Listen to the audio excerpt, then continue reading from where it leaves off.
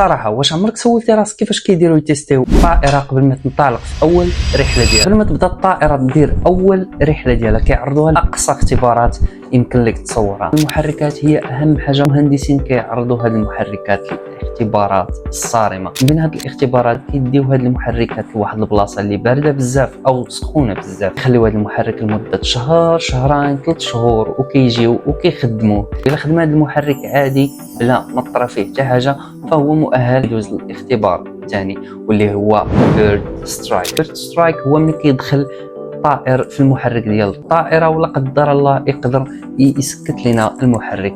كيفاش كيديروا هذا التيست هذا؟ كيشدوا دجاج ميت وكيحطوه في واحد القاذفات اللي تقدر تقذف لنا هذا الدجاج الميت على المحرك بسرعه كبيره، ولا قدر هذا المحرك انه يتفادى هذا الدجاج الميت او البيرد سترايك فغيدوز الاختبار اللي من بعد منه. كيحطوا هذا المحرك هذا في واحد التانلز واللي هي انفاق مخصصه بالرياح القويه باش يتيستيو المحرك ويعرضوه للرياح قويه بزاف واللي تقدر تعرض لهم الطائره في السماء بحال العواصف بحال الشتاء. يعني كيتيستيو هذا المحرك باش يعرفوا باللي يقدر يتجاوز العواصف. اخر تيست كيديروها الشركات ديال بوين ولا الايرباص كيديروا واحد التيست ديال الفرانات. المهندسين كيكونوا في الطائره وكيكونوا جايين يديروا واحد الحاجه اللي سميتها ريجكتد تيك اوف.